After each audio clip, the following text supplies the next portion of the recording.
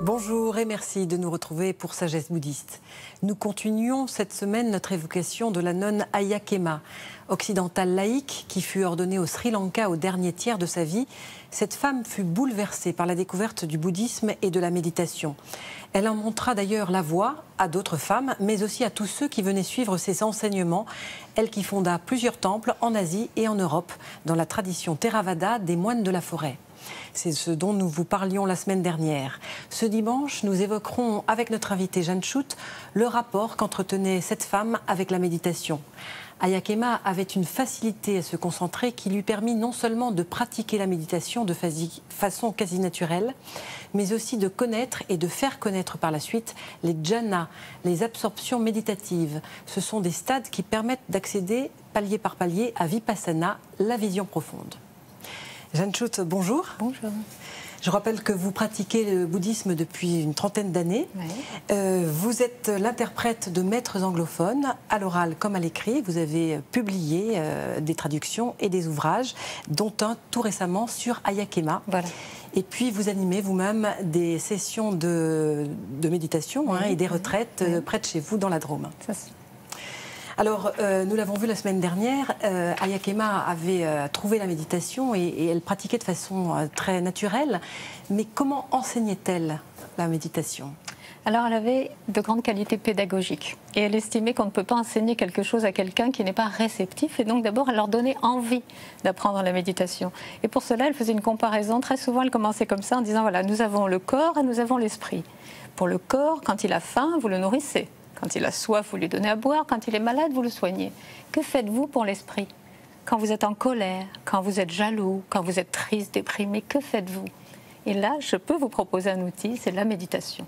La méditation va vous permettre de développer l'attention suffisamment pour aller voir à l'intérieur de vous comment fonctionne l'esprit et découvrir que c'est le mécanisme de l'esprit qui crée la souffrance et donc pouvoir vous en libérer.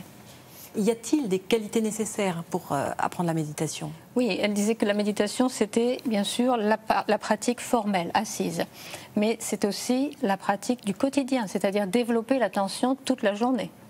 Et c'est aussi développer des qualités particulières dont le Bouddha a parlé. Alors parmi ces qualités, il y a la première qui est la confiance. Pour pouvoir se lancer sur une voie, il faut avoir confiance. Si on est plein de réticence, on ne va pas y mettre tout son cœur, ça ne va pas fonctionner.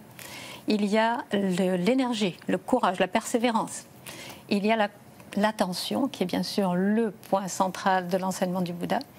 Il y a la concentration, qui était son point fort, ce qu'elle enseignait, la concentration juste dont le Bouddha parle beaucoup. Et puis, il y a la sagesse, qui est à la fois l'aboutissement de toutes ces qualités, des fruits de ces qualités, et puis également le point de départ, puisqu'il faut avoir assez de sagesse pour vouloir s'engager avec confiance sur une voie spirituelle. Donc c'était des qualités qu'elle cherchait à entraîner, enfin à développer parmi ses étudiants. Oui, alors elle enseignait beaucoup à partir de textes du Bouddha. Par exemple, elle va prendre les 5 obstacles ou les 5 qualités à développer, les 7 facteurs d'éveil. Elle prenait l'enseignement du Bouddha et puis elle le développait toujours en parallèle à des retraites de méditation. Est-ce qu'elle préconisait de connaître le Dharma aussi ? Le Dharma est très important, non seulement parce que l'enseignement du Bouddha est intéressant, mais aussi parce que quand on pratique beaucoup la méditation, on se retrouve dans des situations, des fois, où, par exemple, on va avoir des grandes lumières qui vont nous traverser, ou bien on va avoir des suées, on va avoir des picotements dans tout le corps, ou bien on a l'impression de s'enfoncer dans un puits noir. Et tout ça, ça peut être effrayant. Mais quand on a lu l'enseignement, quand on connaît... Vous savez, on dit du Bouddha qu'il nous a donné des poteaux indicateurs. C'est-à-dire que quand on avance sur la voie, on sait où on va parce que c'est déjà indiqué quelque part. Donc on peut avancer avec confiance dans la pratique. Ses disciples ont indiqué par la suite que Ayya Khema leur préconisait pour commencer à la méditation de faire une méditation méta et puis un balayage du corps. Est-ce que vous pouvez nous expliquer un petit peu ce que c'est ? Oui, alors commencer directement à pratiquer comme le Bouddha le proposait en posant l'attention sur un point unique qui est ici et observer la respiration à cet endroit-là, ça peut être difficile. Et donc avec méta, on prépare le terrain. Le préalable, c'est déjà d'avoir un esprit en paix. Et méta, c'est une méditation de bienveillance qu'on envoie d'abord à soi-même. On a de la bienveillance, de la compassion pour notre propre ignorance. Et puis, on transmet cette bienveillance autour de nous, aux personnes que l'on aime, aux personnes qu'on ne connaît pas, mais qui forcément sont comme nous dans la souffrance ou dans l'ignorance. Et puis même aux personnes avec lesquelles on est en conflit ou qu'on n'approuve pas. Tout cela nous évite de développer le jugement, la critique. Et donc, on est dans un état plus disposé, disons, à méditer en paix, l'esprit en paix. Et le balayage du corps, qu'est-ce que c'est? Le balayage du corps, encore, c'est une technique qui permet de bouger, c'est-à-dire au lieu de rester sur un point unique, qui est quand même assez difficile, on va donc poser son attention sur les sensations à l'intérieur du corps, ce qui quand même demande pas mal d'attention, mais une attention qui va bouger. Par exemple, quand on va être au niveau des yeux, on va sentir les petits muscles derrière les yeux, on va être attentif aux sensations. Dans la bouche, quand on arrive à cette zone-là, il y a beaucoup de sensations, la langue par rapport aux dents, par rapport au palais, etc. Donc quand on est dans l'observation des sensations, on est forcément en train de développer l'attention. Mais tout ça, ce sont des préalables pour arriver quand même à la technique dont le Bouddha parle et qui amène à des états de concentration profonde, qui est l'observation sur un point unique. Alors, ce sont des préalables, comme vous dites, parce qu'en fait, Ayya Khema avait la particularité d'enseigner à la fois Vipassana, la vision profonde, mais aussi Samatha, la concentration, hein, c'est-à-dire avec ce qu'on appelle les jhanas. Hein, vous allez nous expliquer ce que c'est, parce que c'est très peu utilisé. Oui, alors Vipassana, le Bouddha, c'est vraiment la marque spécifique du Bouddha. Jusqu'à présent, à son époque, on avait beaucoup pratiqué la concentration, donc Samatha, mais lui est allé un pas plus loin avec Vipassana. Mais pour arriver à Vipassana, il faut avoir déjà un état de concentration profonde. On ne peut pas y arriver comme ça spontanément. Donc, il y a cette méditation Samatha, qui est la méditation qu'on appelle de la tranquillité, justement pour pacifier l'esprit.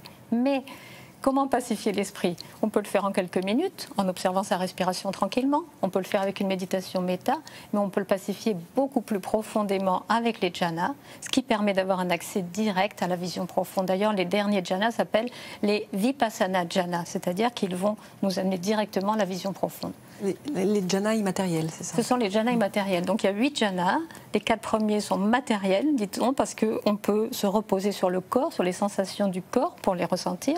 Les 4 suivants sont appelés immatériels parce qu'ils sont au-delà du corps. Alors, comment fonctionnent les jhanas, les uns par rapport aux autres, ou comment Alors, les 4 premiers sont normalement abordables pour tous. Le premier jhana consiste à, enfin, la première partie du premier jhana consiste à poser son attention ici et tout de suite derrière à la maintenir. Tout simplement. Mais là, le Bouddha propose beaucoup de techniques ou d'idées, disons, pour garder l'attention. C'est pas facile de garder son attention sur un point unique. Donc, il dit, par exemple, quand l'air afflue par les narines, on sent beaucoup d'air au début, puis de moins en moins, au fur et à mesure que l'air entre dans les poumons. Puis quand il va sortir, il y aura un grand afflux d'air, et puis de moins en moins. Il parle aussi de la respiration longue et courte, inspiration plus longue que l'expiration. Il parle aussi d'une inspiration profonde ou superficielle. Tout ça, ce sont des petites étapes pour nous aider à garder l'attention. Au bout d'un moment, si on arrive vraiment à la maintenir en place, cette attention, il y a une espèce de joie qui monte de l'intérieur. C'est un peu comme des bulles qui montent. Et là, le Bouddha nous dit, arrêtez l'observation de la respiration, posez l'attention sur les sensations qui correspondent à ce sentiment de joie. C'est le deuxième jhana. C'est le deuxième jhana. Donc on va poser toute notre attention sur les sensations et ça fait une forme d'euphorie en fait. Ça monte, ça monte, ça monte jusqu'au moment où ça se calme. Pendant tout ce temps-là, on observe tranquillement, mais on observe des sensations relativement agitées. Et puis à un moment donné, ça se calme tout seul et on arrive au troisième jhana qu'on appelle le bonheur-contentement. C'est-à-dire qu'il y a la même joie qu'au début, mais elle est beaucoup plus paisible. Et pour arriver au quatrième jhana, on fait quelque chose de différent. Le Bouddha nous dit à ce moment-là, vous orientez votre esprit. C'est-à-dire que vous dites à cet observateur qui a observé la respiration, qui a observé les sensations, vous dites à l'observateur maintenant, écarte-toi du chemin. Et bizarrement, il comprend. C'est-à-dire qu'à ce moment-là, il y a quelque chose qui s'ouvre. Il y a quelque chose qui s'ouvre, l'espace s'ouvre. Et puis, si vous regardez, bien qu'est-ce qu'il y a? Il y a ce qui est. Ce qui est, c'est tout. Il n'y a plus de mots, il y a juste ce qui est. Et là, il y a une espèce de joie qui tient plus de l'équanimité, on va dire. On se sent juste bien. Et à ce moment-là, on prend conscience, quand on revit cette expérience plusieurs fois, qu'on est dans un état de non-moi. L'observateur, c'est le moi. Quand l'observateur n'est pas là, on est dans le non-soi, qui est un des grands enseignements du Bouddha, qui souvent fait peur dans le bouddhisme. Qu'est-ce que ça veut dire? Je suis quoi si je ne suis pas moi? Mais là, on le vit dans la détente, dans la joie, et donc on en a un petit aperçu. Ce n'est absolument pas suffisant pour faire la véritable expérience du non-moi, mais ça nous met dans un état de réceptivité et d'avoir envie de continuer. Le Bouddha a dit, pour continuer sur la voie que je vous propose, il faut que vous essayiez pas à pas. Si ça vous convient, continuez. Et là, ça nous donne envie de continuer. Alors là, ce sont donc les 4 premiers jhanas. Oui. Et vous dites qu'ils sont accessibles à tous, alors que les 4 suivants sont réservés peut-être à... Oui, peut-être aux gens plus motivés. Donc Aya Khema, elle a eu un accès très facile aux 8 jhanas. Voilà. Alors justement, Aya Khema, est-ce qu'elle en a eu l'intuition elle-même? Est-ce qu'elle les a découverts un petit peu par hasard, si on peut dire, en approfondissant sa propre concentration, sa propre méditation? Oui, elle raconte dans son autobiographique un soir de lune, où il fallait méditer toute la nuit dans le monastère. Elle commençait à s'ennuyer vers minuit, et puis elle s'est souvenue d'un enseignement du Bouddha qu'elle avait lu sur les 4 jhanas immatériels.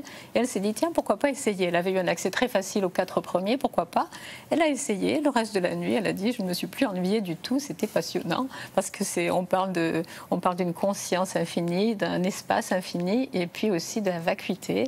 Et donc, forcément, c'est très passionnant. Et donc, elle a fait ça toute la nuit. Et puis, plus tard, elle a demandé à vérifier la validité de son expérience auprès d'un moine et puis d'un autre. Et tout le monde lui disait, mais c'est impossible aujourd'hui de vivre les 8 jhanas, comment as-tu fait?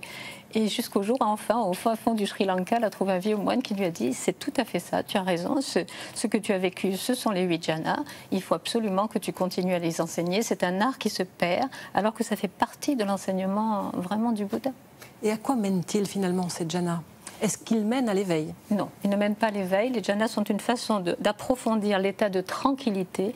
Plus il est profond, mieux ça vaut, pour pouvoir passer ensuite à Vipassana, cette méditation qui, elle, peut mener à l'éveil. Et quand même, plus c'est profond, mieux ça vaut. Donc ce n'est pas inutile du tout. Et alors, vous dites que ce maître qu'elle avait rencontré lui avait dit que c'était très peu enseigné. Oui. Pourquoi est-ce que c'est tombé en désuétude alors, finalement? Alors, est-ce que parce que les gens s'intéressaient moins à la pratique qu'à la philosophie du Bouddha? Parce que les enseignements du Bouddha sont passionnants. Je dirais pour aujourd'hui, en particulier le 21e siècle, avec les gens qui ont tous fait des études universitaires, tous ces moines qui sont aujourd'hui dans cette tradition, ils se passionnent pour la philosophie du Bouddha, pour la psychologie du Bouddha, et tout ça, ça fait beaucoup marcher l'intellect. À quel point se passionne-t-on pour la pratique méditative? Peut-être moins. Ou alors on s'est dit, c'était valable à l'époque du Bouddha, parce qu'en Inde, à cette époque-là, tout le monde pratiquait la méditation de la concentration. Ce n'est peut-être plus valable aujourd'hui pour nous, je ne sais pas. En tout cas, elle a prouvé par sa pratique et par l'enseignement, parce qu'elle a réussi à enseigner cela à beaucoup de gens, que c'était tout à fait praticable aujourd'hui. Alors aujourd'hui, elle a disparu. Est-ce que son enseignement perdure justement? Est-ce qu'il y a une relève? Est-ce que les jhanas sont toujours enseignés? Les jhanas sont enseignés heureusement déjà, elle a choisi un de ses élèves qui était particulièrement doué pour la pratique des 8 jhanas. Elle lui a demandé de poursuivre, parce qu'elle savait qu'elle allait mourir bientôt. Elle lui a demandé de poursuivre son œuvre, il a accepté. Et donc il transmet aujourd'hui, je suis en contact avec lui, c'est un Américain qui transmet avec énormément de succès dans les États-Unis, aussi en Europe.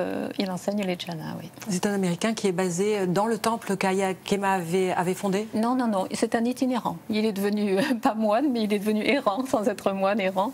Il dit qu'il voyage tout le temps. Soit il fait des retraites pour lui-même, soit il enseigne à des retraites. D'accord. Merci Jeanne Schutt d'avoir répondu à nos questions et de nous avoir fait connaître un peu mieux Aya Khema. D'accord, merci.